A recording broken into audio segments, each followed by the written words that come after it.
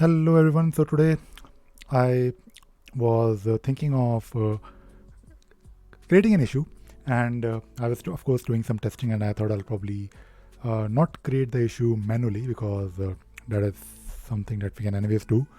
It is much more fun if you can script these things because if you're like me who is playing with Jira every day as part of their job, then I would highly recommend you to automate things that you can.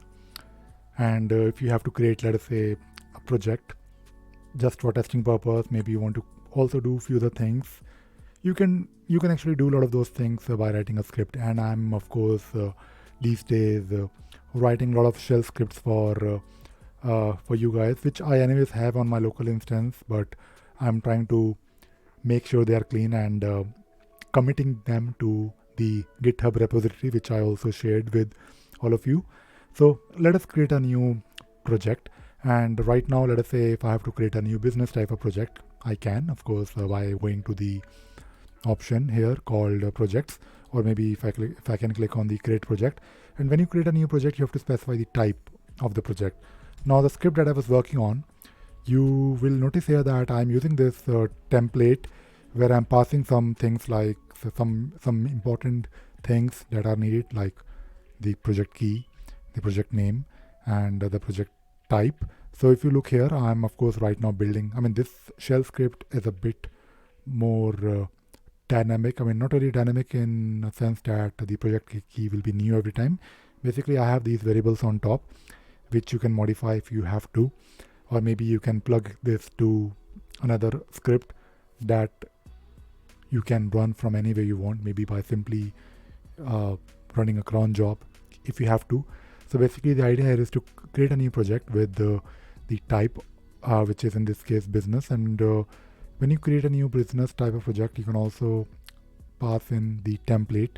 And these things are actually quite straightforward. I mean, if you read the documentation, or if you watch one of my previous video where I did something similar using Talend API Tester, I explained these things. And the good thing about using REST API is that you can actually do those things by running a script, of course, but you don't have to, of course, remember these things like the project type key or the project template key. There are actually a lot of REST endpoints that you can use to fetch this information. But for the time being, let us say you have to create a new business type of project, you can modify the variable here on top. You can change to service desk or maybe software, uh, but you have these variables that you can modify without worrying about the correct JSON format, which I have done in the script for you guys. So you can straight away use this particular script and modify it, do whatever you want to do with this. And when you create a new project, you can have a project description. You can also have you can also have a lead, I mean project lead, which you can specify here. And if you have a project URL, like in this case, maybe I want ravisagar.in, or maybe ravisagar.com, because that is also one of my domain. I can pass it here. Then assignee type, like project lead, will be the default assignee. And optionally, you can also, I mean, it depends if you want to do it or not, but you can also pass in the avatar ID. Why I'm saying avatar, it is avatar ID, and few other things. Like right now, I'm also trying to create this project with this particular notification scheme, and of course, this has to be a valid number. And based on this, I'm of course creating a JSON. And before I can create the issue, let me just show you the JSON before passing it to my curl command. So I'll just use it here, and I'll exit here. So there won't be any issue creation, project creation, just the JSON that will be printed. So let us go to the terminal. Come on. What happened to my terminal? Yep.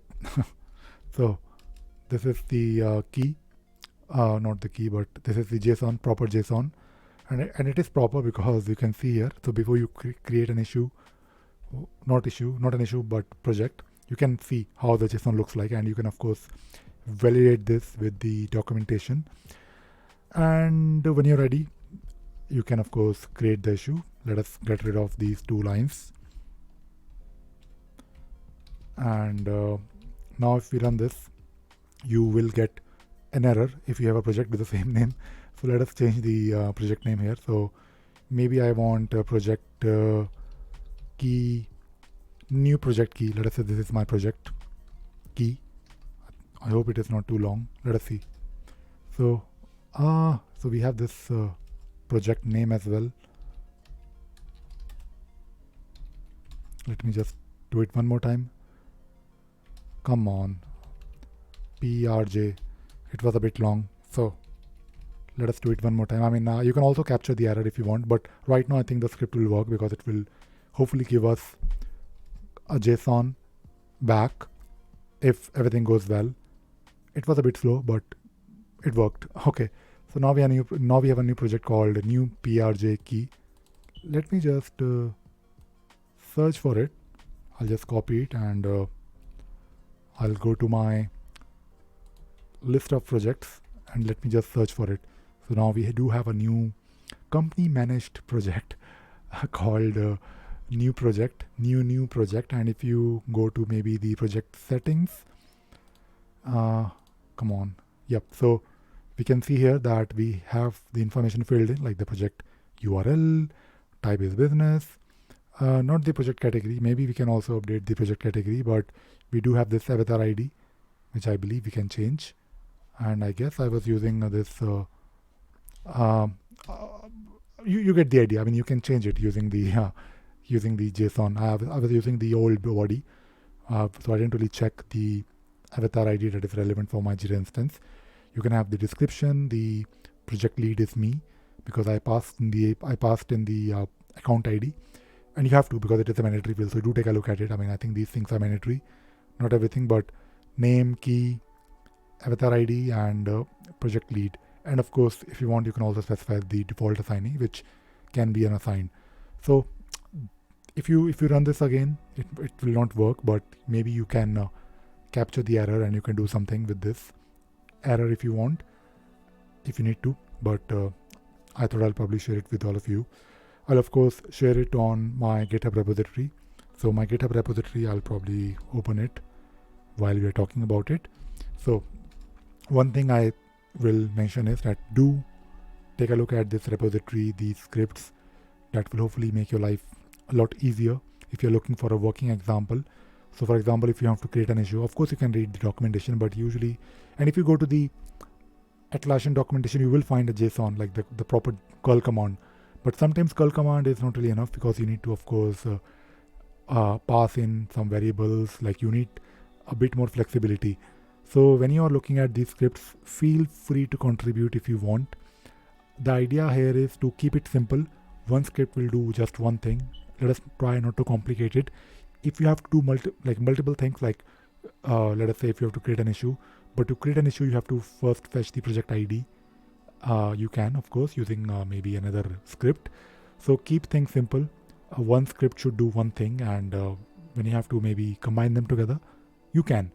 But if you have any suggestions for the scripts, I'll try, of course, not to. I mean, the intention is to not use all the possible REST endpoints. The idea here is to basically help you with the variety of things that you can do with those endpoints using shell script. And yeah, that is it. That is all I wanted to talk about. I'll probably create few more videos on this topic and then I'll stop, unless you have any other suggestions for me. So that is all I wanted to talk about in this video. I hope you enjoyed watching this video and you learned something new today. Thank you very much.